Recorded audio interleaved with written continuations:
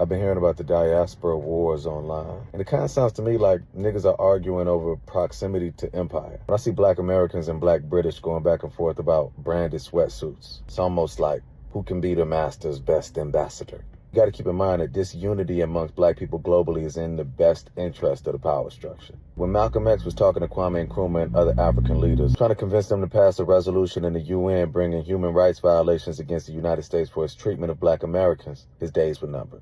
Then Gaddafi tried to donate $1 billion to help the plight of black Americans. Saw what happened to him. Garvey was trying to create an independent shipping company to connect America, the Caribbean, and the continent, so they hit him with mail fraud. There are many valid points made in the diaspora wars conversation. Growing up as a Ghanaian kid in America, the African booty scratcher era was wicked. And at the same time, there are so many demeaning views that Africans hold of African Americans. Many Africans, when they come to America, feel like other immigrant groups, that attempting to place themselves above black Americans is part of their road to assimilation. And this idea that black Americans have no culture because they don't know their place of origin completely negates the fact that black American culture, style, lingo, swag is the basis for all forms of popular music today. I guess another part of the conversation about proximity to empire is also the feeling amongst us as black Americans that because we are most closely associated with the dominant machine, we are superior. I guess as a whole, what I'm trying to say is fuck that shit.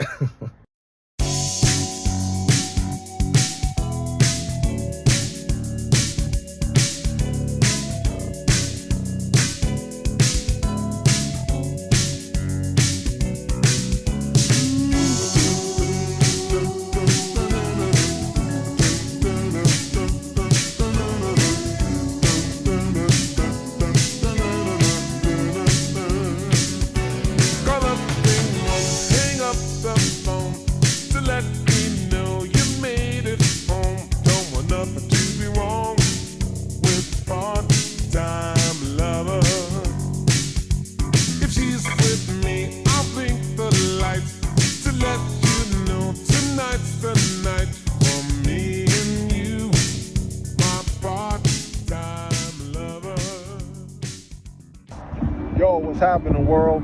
Name's Raheem Flowers, and this video is brought to you by Morale.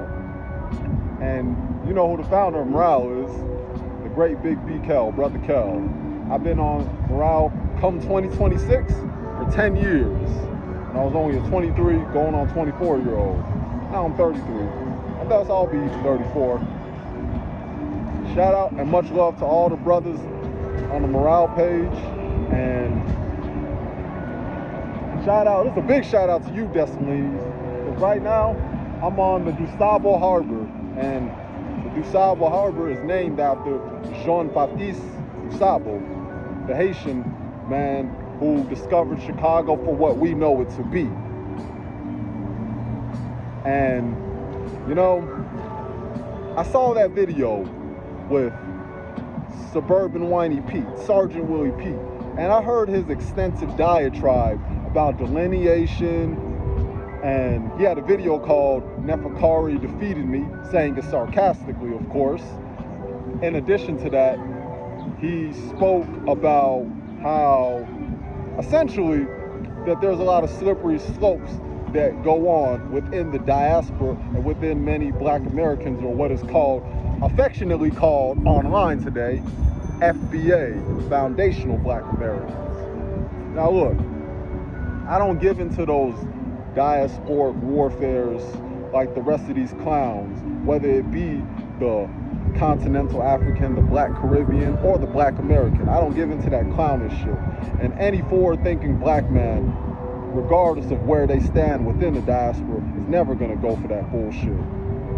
Making money, innovating / inventing, building, synergizing, that's what those black men are doing. And that's one thing I do appreciate about Dessalines. He said that he's restoring the image of the black man, and he was inspired by Kevin Samuels. And in spite of the fact that I have my criticisms towards Kevin, I gotta at least appreciate certain things that he did say and things that he brought to light more on a mainstream level. So when I think about all this stuff going on with these cronies, these FBA cronies that Tariq has amassed. And my brother, my own personal brother, who has FBA lineage, by the way, that I've known my entire life, my older brother. Shout out to my brother Isaiah. He showed me a video recently about how why Pan-Africanism would not work for multiple reasons. And then he sent me a video with a brother who Dessalini's interestingly went in on about how even the Ghanaians are delineating from the Nigerians, and, you know, black Americans are simply following suit. And look, had FBA been about embracing and sharing all the uniqueness and innovations and inventions and ushered in culture that the world universally takes on, had it just been that, there wouldn't be anything left to say. But unfortunately, and this is why I unironically delineate everyday black Americans with all this online cybernetic Babylonian shit they call FBA. Oh, speaking of Babylonian, I'm gonna have something to say about ism later, but for now I want to go in on Suburban Whiny Pete. So Sarge, I heard your little diatribe when you talked about Dessalini's Nepakari defeated me. I heard a little sarcastic little caption entitled. He did though. That's the funny thing. You out here regurgitating shit that Tariq said. You know, you were the pioneer to the manosphere, to the manhosphere. You're the pioneer to that. And you won't get your flowers like Kevin Samuels. And I know, even if you won't admit it, and even if your ego won't allow you to do it, you're salty about that. You have a pillar of salt. And you're constantly reminded when people are making thousands, tens of thousands, even potentially hundreds of thousands of dollars. That's why you go in on Myron and Fresh the way you do. Understandable. And then you go into the tether diatribe.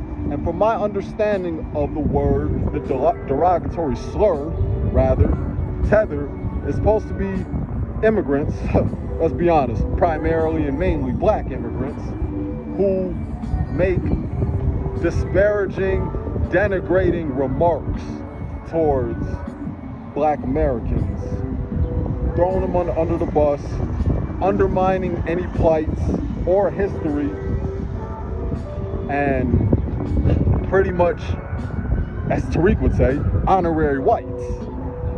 That's what a tether is, if I'm not mistaken. A black immigrant who is trying to assimilate with America, and they'll do it at the expense of black Americans. Let me just make sure I'm getting this right.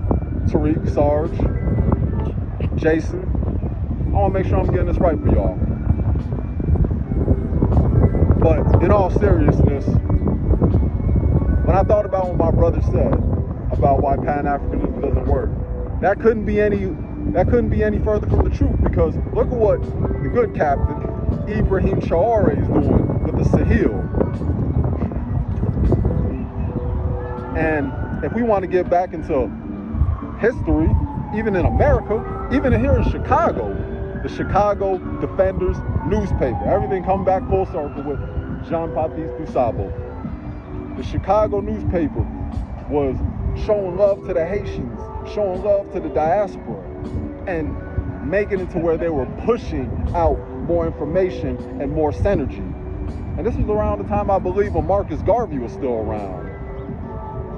And I think to myself, whether we're talking about Belizeans like Thomas Vincent Ramos, or whether we're talking about Haitians like Jean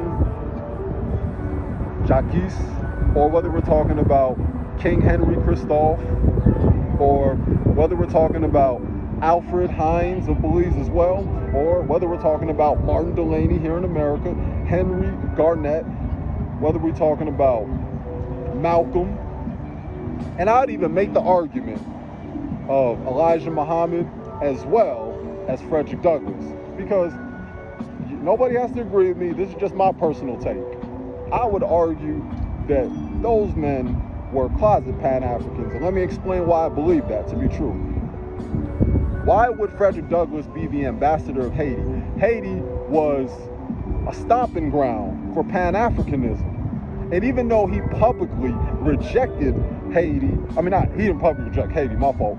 Even though he publicly rejected Pan-Africanism, he still went within Haiti as the ambassador. They were openly, publicly Pan-Africans. King Henry Christophe, Jean-Jacques, having people in their camp who were a part of Benin. I'm talking about Jean-Jacques right now. And you look at the fact that he has done work with Martin Delany when they wrote the North Star. Martin Delany is the OG of Pan-Africanism. So something doesn't add up when you hear what Frederick Douglass does, but you see his actions. His actions don't reflect that. That's just my take. And as far as Elijah Muhammad goes, even though he made books that even I got called Message to the Black Man in America, and his take was more of a nationalist, a black nationalist take, and even many of the whites back in the day called him a black supremacist. He had bases and camps in Belize, in Jamaica, and even my own uncle, my granduncle, rest in peace, Uncle Mustafa, he was a part of the FOI. So when I think about that, I'm like, these brothers moving on some global geopolitics. Well, even though Elijah Muhammad didn't like the idea of Malcolm talking about politics, but just thinking about their way they move dynamically was that of a geopolitical strategy right there that I definitely dig. Speaking of, you dig, you see what Tariq did? He instigated issues within the diaspora. This is just a cash grab for him, like everything else. His rap career, Hidden Colors, that Haitian documentary. And you just gotta ask yourself, what will he come up with next? What will he come up with, Marcus Sanders? And back to you, Ism. I got something to ask you, bro. As a man who is a disciple of Chronicles of Judah 144, and as far as I can tell, a disciple of Tariq as well, because of a lot of your talking points regarding FBA and saying tethers, I gotta ask you something, bro. Why would you follow a dude who named himself Tariq Nasheed? He's already calling himself the Morning Star. Talk that Luciferian talk just like Judah. You talk about the mystery school of Babylon just like Judah. You have it on the Facebook page, bro. Tariq, prefix, Morning Star, Nasheed, Hein, song, the sound. So that's the sound you're making. See, I can get on some real esoteric shit too, bro. But I don't have to insult you. I'm not gonna do what Will has been doing. Y'all been having y'all own intellectual skirmish. I peeped that shit on Facebook. But look, unfortunately, when I look at this whole matter regarding FBA and regarding many of the black Africans and the black Caribbeans or wherever part of the world that the melanated man and woman is on, it just makes me believe more and more that there's got to be some black, Negro, sub-Saharan, tribalistic shit. And this is the same reason why black people got caught up in slavery. It wasn't just because of white people, because many black people, even by Dessalini's own admission, even Neferkari said this, had a hand in slavery. Yeah, I already knew this though. See, I even think about brothers like Randall Robinson, who talked about Trans-Africa.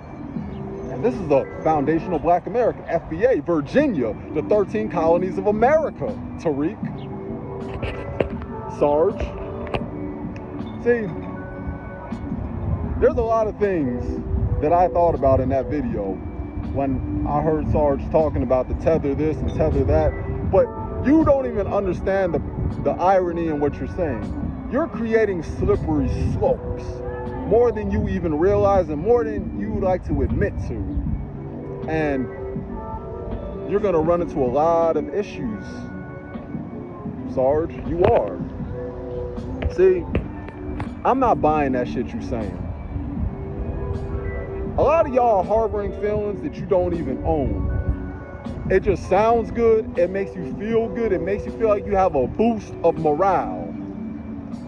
And I ain't talking about morale like Brother Kel. I'm talking about just having this fake sense of confidence that you niggas have. I just think it's really just boils down to some sub-Saharan Negro shit. If I'm being completely honest, blunt, and transparent with you, that's why you have the Dominicans, they don't fuck with the Haitians. You have the Ethiopians who don't fuck with the Somalians. You have the Nigerians and the Ghanaians who get into it with each other. You have the Jamaicans and the Trinidadians who get into it with each other. I mean, I can say, when I look at this diasporic stuff, Tariq has not done as much as Sheikh Abdi Diop. No. Sarge, you haven't done as much as Kwame and Nkrumah.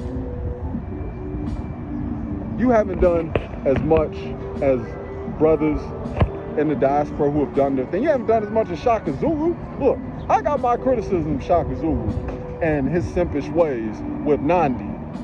But he stood on business in many regards, even though a lot of people feared him, and it was his own South African Zulus that took his ass out. But the point I'm making is, you all do all this armchair activist talk, specifically and especially you, Sarge, because I know this is just a cash grab for Tariq. But this is gonna forever be etched, embedded within the ethos of social media. So just ask yourself, am I gonna mean this when I wanna do business with anybody within the diaspora? And what if one of your detractors come across your videos and then they send it to somebody that you may want to do business with? See, but you don't have forward thinking. None of y'all do, except for, sadly, Tariq, for the wrong reasons, though.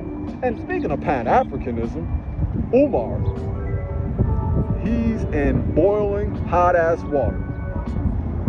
And he done gypped every black person that donated to him and believed in him. Brother's been finished with him because of all his immense levels of simping. But now even his primary audience, which is black women, are scattering, dissipating, because they started to see the fraudulent bullshit his ass is on. Brothers and sisters, I'm dealing with a bank account froze. My bank account is frozen, brothers and sisters.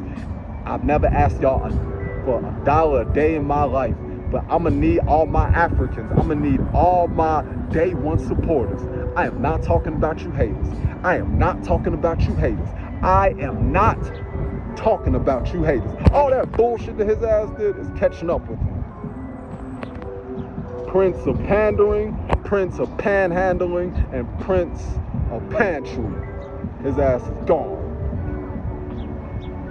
And look at you, Sarge. You've been at this since 2007. I was still an 8th grader in middle school here in Chicago when you were bitching about women, bitching about black women, and all the Bugetto girls who never let you hit.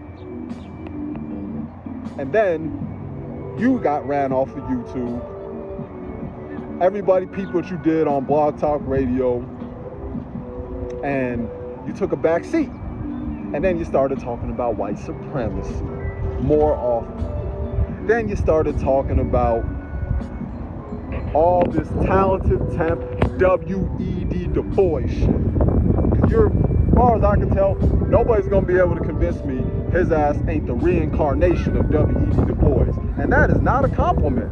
W.E.D. Du Bois, I would argue, is the top 5 worst things that ever happened to black people, particularly and especially in America. You talk all that educated lame shit.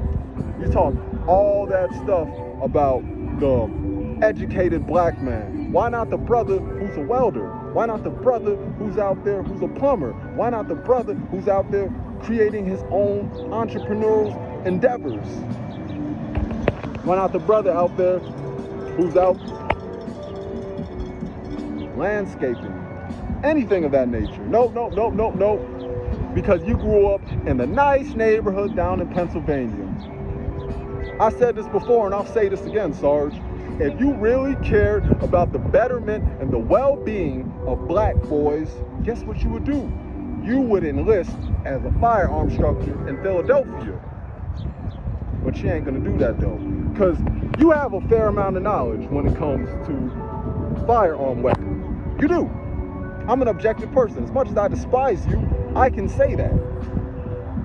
But instead of spending 50 minutes here, 1 hour there, talking about delineation, talking about tethers, talking about white fatigue, and talking about how black fatigue is bullshit, all these outdated ass talking points that's pretty much gonna get overhauled by AI, but I'm gonna digress from that.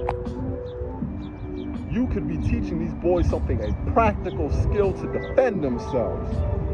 I mean, you done talked about the issues that's going on in Philly and all these boys out here who are part of the Nation of Islam, but they on some gang shit like the boys out here in Chicago. But instead of doing that, what do you do instead with your time?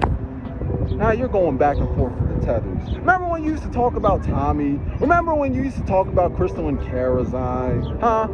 Remember when you and your girl, your little boo thing, Chrissy, used to have y'all exchanges? Remember that? Now you just became one of Tariq's little cronies.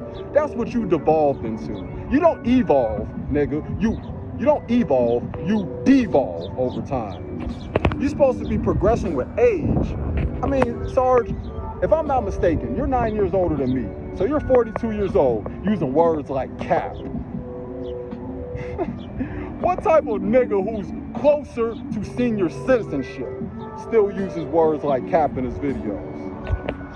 But then again, this is how I know you're not confident in who you are and what you say, you little armchair activist. Because 18 years later, motherfuckers still don't know what you look like, Peter.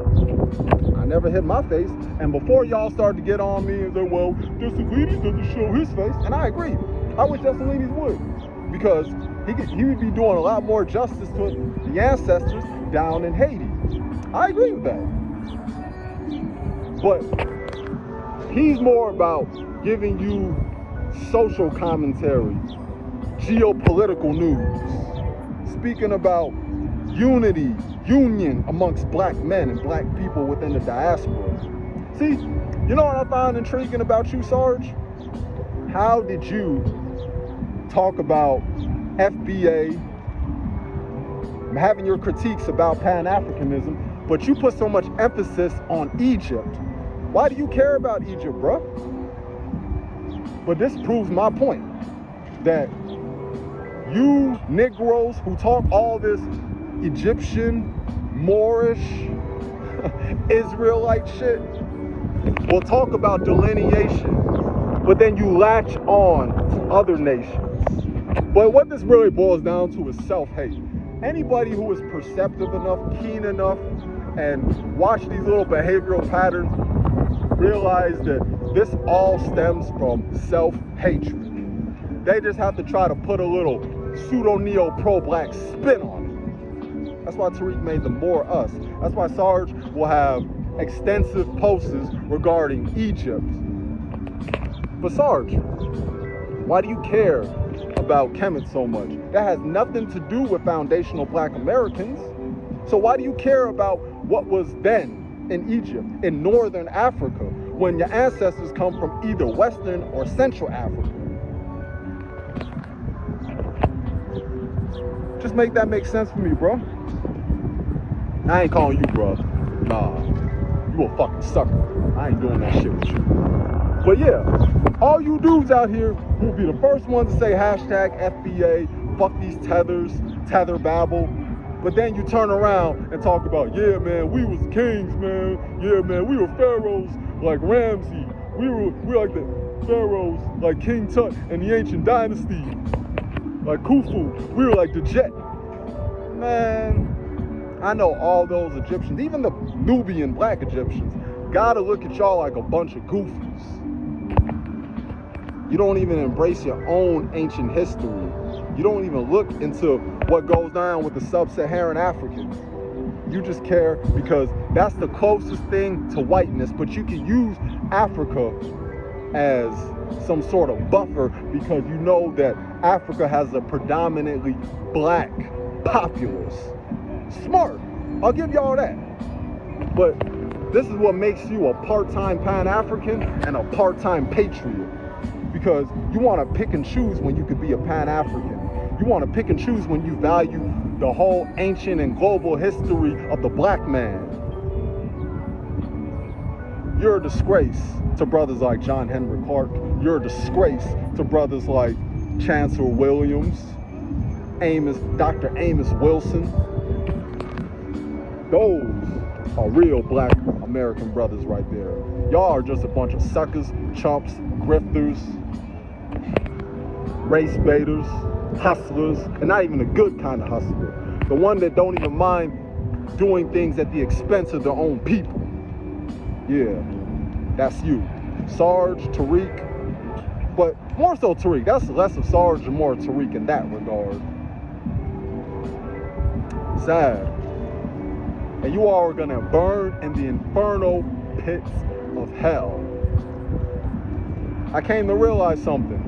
Look, Will's guilty of saying a lot of coonish shit when he talks about how the white race has superior genetics when it comes to aesthetics and beauty, when he talks about how the creator God cursed him for being black and he must have did some fucked up shit in his past life.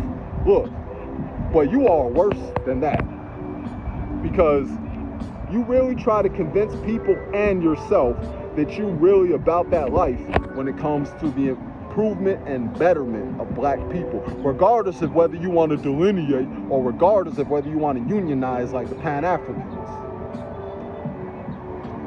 I've come to realize that you're just a bunch of charlatans. I know they had charlatans in yesteryear. I mean, look at, and I'm posting this, I'm recording this video on Marcus Garvey's birthday. Ain't that some shit? August 17th of 2025. And look, I understand that people have their skepticism of Garvey, but a lot of the skepticism people make about Garvey is not really anything empirical and consistent. So I gotta take these things with a grain of salt. Yup, and that's what I'm gonna do. But yeah, I think that's my overall spiel and take. Enjoy this beautiful day. Have a good day, y'all. Except you, Sergeant Tariq, and all you other grifters out there. Chuck Schumer said this: "My name comes from the word Shomer, which means guardian or the watcher." And then he said, "My ancestors were the guardians of the ghetto wall in Trukov, and I believe Hashem actually gave me that name. One of my roles, a very important role in the United States Senate, is to be a shomer, to be the shomer of Israel, the guardian of Israel. And I will continue to be that with every bone in my body." Now, like I said, do you think O'Shea Duke Jackson will ever open his grifting mouth to ever tell Chuck Schumer go back to Israel? Hell no. We have Chuck Schumer, you know, one of the big dogs in American politics. He said, "I am the guardian of Israel." Listen, Yvette Clarke didn't say, "I'm the guardian of Jamaica." She just said, "Listen, happy Independence Day, folks." And then you just snapped on her. You just went off on her like she wasn't even an elder. You ain't even give her the respect of an elder. You see me, because I'm a gentleman, I'm a man of sophistication and class and elegance, I'll let Lady Boulay slide, right? I'll let Lady Boulay slide because I give her the respect of the elder. I'm not going to go off on the elder. I was raised right. I was raised different, right? So I'll give her that pass. I'll give her that. Even when I spoke to Ahmadiyya Shakur, I even said it, listen, I'm not going to go off how I usually go off, right? But see, we was raised different. We two different black men, bro. You're a barbarian. You're a savage. You're a savage. You got dirt under your fingernails. And I guarantee back in the day, wasn't none of your ancestors, wasn't none of your forefathers telling President John F. Kennedy, go back to his country, go back to Ireland, wherever he came from, right? Take a look up on the screen. The 26th of June, 1963, President John F. Kennedy began his historic 4-day visit to Ireland, a journey that was as much about heritage as it was about diplomacy. The first sitting U.S. president to visit the land of his ancestors. JFK was welcomed with open arms and emotional crowds from Dublin to Wexford and Galway. His words echoed across the streets, where he traced his roots to a small cottage, home to his great-grandfather, Patrick Kennedy. During the visit, JFK called Ireland not just the land of my forebears, it is the land of my friends. Listen, and I guarantee your great-grandfather, your grandfather, your uncle, whoever, they wasn't telling JFK go back to his country. They didn't say nothing. They kept their mouth shut. Just like you, when the Jewish man walk in the building, you keep your mouth shut. You keep your grifting mouth shut. So what's your take on this whole Hamas versus Israel? Man, it's a kind of a touchy thing. It's tricky. It's very tricky because they've been doing this for decades, for centuries. There's been this whole thing, this battle that's been going on for a long time. Yeah. The only thing that I have an issue with is when people try to kind of shame us, foundational Black Americans, for not speaking up and jumping out there in the middle, like we're obligated to jump in people's mix every time they get into a scuffle or a beef. Everybody's looking at us. We're sitting here eating breakfast like, hey, what the hell? We got nothing to do with this shit. You feel me? Hey, listen. That ain't our business, right? It ain't our business. Right? It's not our business because and not only is it not our business, when it comes to reparations and us getting stuff, some of these people fighting each other, they're saying we shouldn't get what we're supposed to get. So yeah, shit, I'm eating. Shit, I don't know nothing right now. You know? I don't know shit. I don't know nothing. I don't know.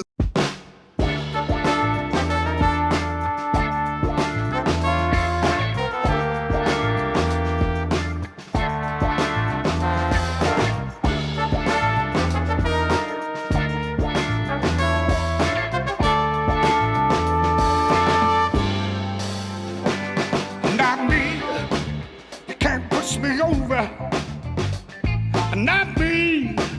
I'm not a rolling stone. See, I'm a man, that's I am, and as thankful as I am. You never see me beg.